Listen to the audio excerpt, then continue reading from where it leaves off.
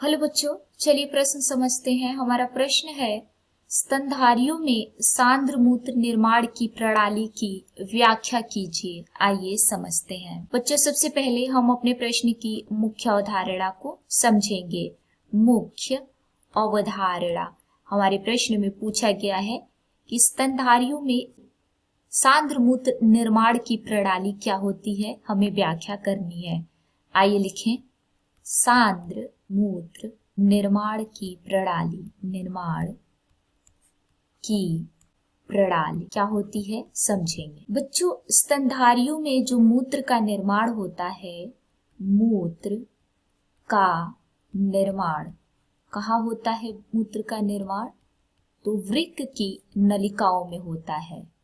वृक्क की नलिकाओं में, वृक्क की नलिकाओं में मूत्र का निर्माण होता है।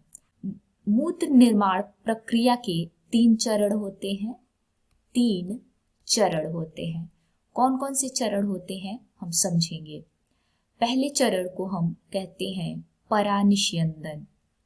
परानिष्यंदन बच्चों, परानिष्यंदन क्रिया में कोशिका गुच्छ की रुधिर कोशिकाओं से उत्सर्जित पदार्थों का वोमन संपुट। बच्चों, जो परानिष्यंदन क्रिया होती है वो कोशिका गुच्छ की रुधिर कोशिकाओं से उत्सर्जित पदार्थों का छन कर वोमन संपुट की गुहा में जाने की क्रिया होती है।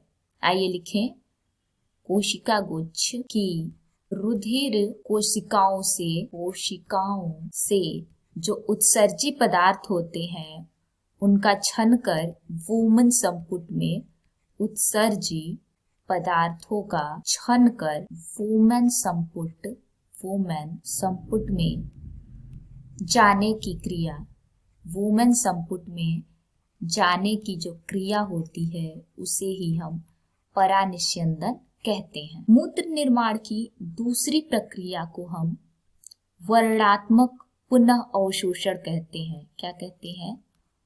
वर्णात्मक पुनः अवशोषण। वर्णात्मक पुनः अवशोषण प्रक्रिया में क्या होता है बच्चों? इसमें छनित पदार्थों में कुछ महत्वपूर्ण पदार्थ जैसे ग्लूकोज, यूरिया, लवण, अमीनो अम्ल पाए जाते हैं, उन्हें पुनः अवशोषण किया जाता है। जो छनित पदार्थ होते हैं उसमें महत्वपूर्ण पदार्थ होते हैं जैसे कौन कौन से? ग्लूकोज, लवण, अमीनो अम्ल, इनका अवशोषण किया जाता है।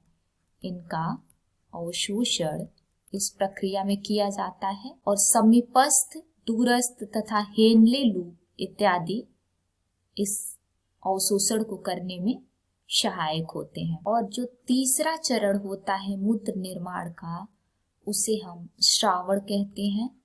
श्रावण।